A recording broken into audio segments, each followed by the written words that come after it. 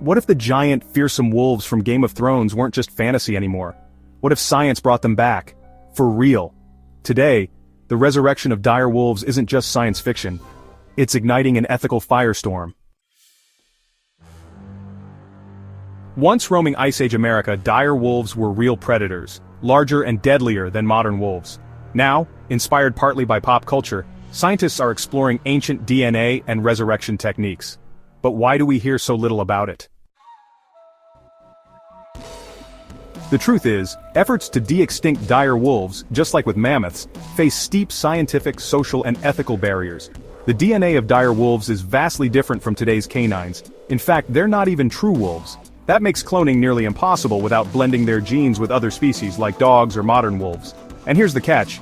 Many scientists fear crossing that line turns nature into a lab experiment. Plus, there's another layer. Pop culture. Game of Thrones created an icon, but it also blurred lines between myth and science. So when real scientists mention dire wolves, they're often dismissed as chasing fiction, not facts. There's limited funding, little institutional support, and even less media coverage. Why? Because resurrecting an apex predator is far more controversial than bringing back a mammoth. Who decides where such creatures live? What if they suffer? And do we have the right to bring back what nature chose to let go? In 2021, scientists confirmed dire wolves were genetically so distinct, they belonged to an entirely separate lineage, practically alien to modern wolves. This breakthrough only deepened the ethical dilemma. If we can't bring back the real thing, are we just making a Frankenstein version for our amusement?